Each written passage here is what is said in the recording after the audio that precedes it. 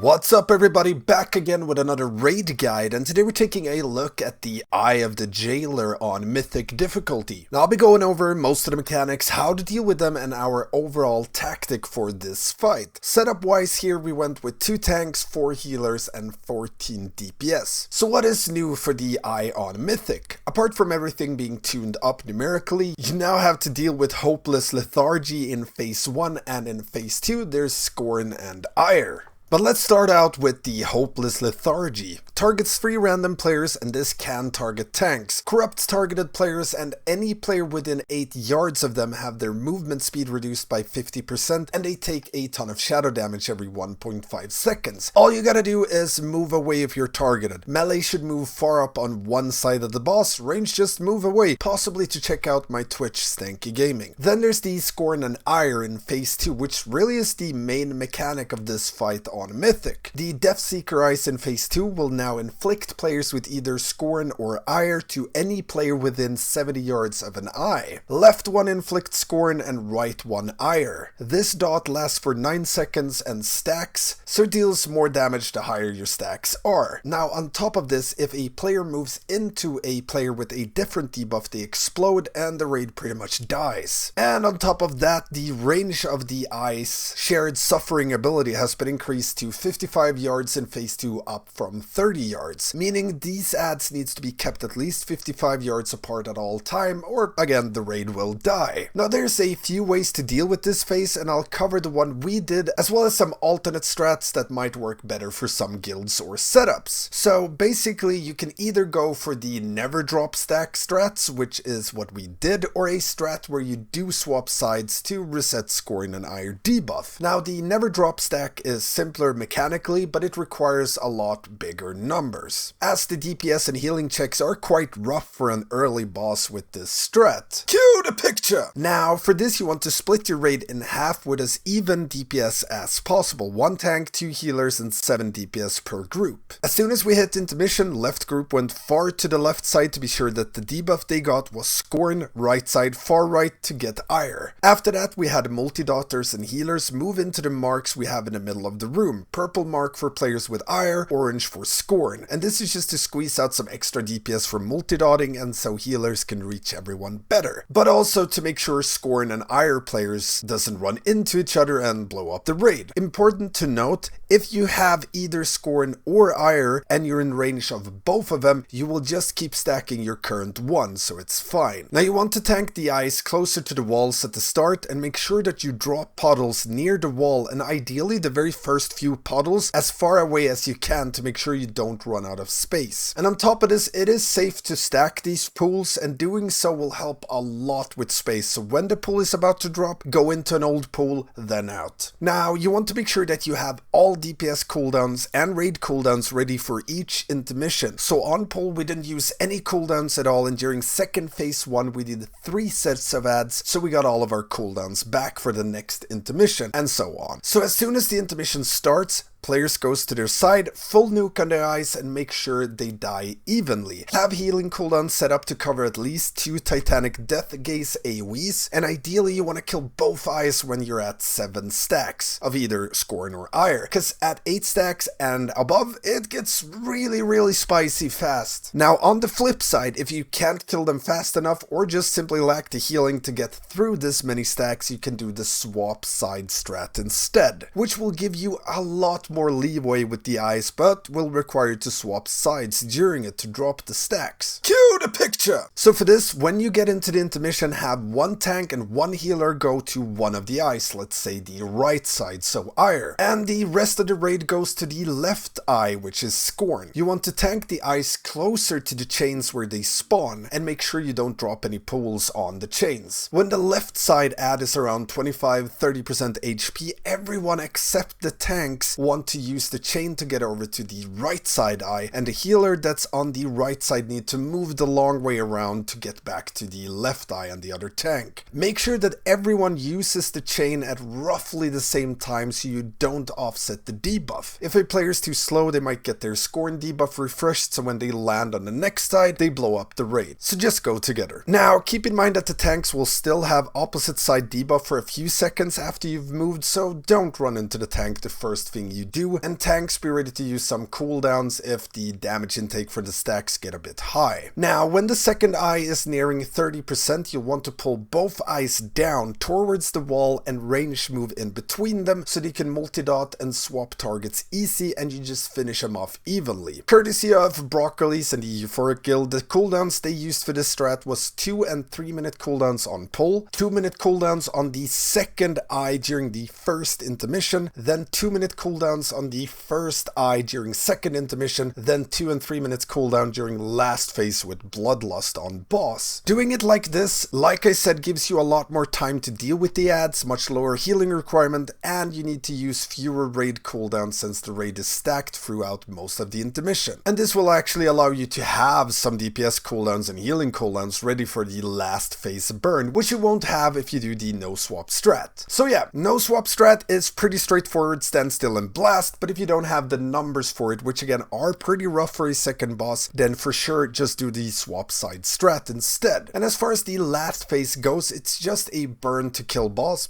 before boss kills you. So it's the ideal place to use Bloodlust second pot just to kill the boss as fast as possible. Remember to blow healing cooldowns and stuff early in this phase and use damage reductions later in this phase as you'll take less and less healing, therefore the value of damage reductions go up. And that's pretty much it. Now, if you have any questions at all about this encounter, hit me up in the comments or become a patron and get access to the Stankie Discord, where you can find raid weakauras, healing notes, and get help with anything raiding related. Don't forget the usual stuff like comment, subscribe, and ring that notification bell. I'm also streaming all of our progression on Twitch, so do make sure to check that out. It's on Mondays and Tuesdays. Thank you all for watching, and I will see you next time.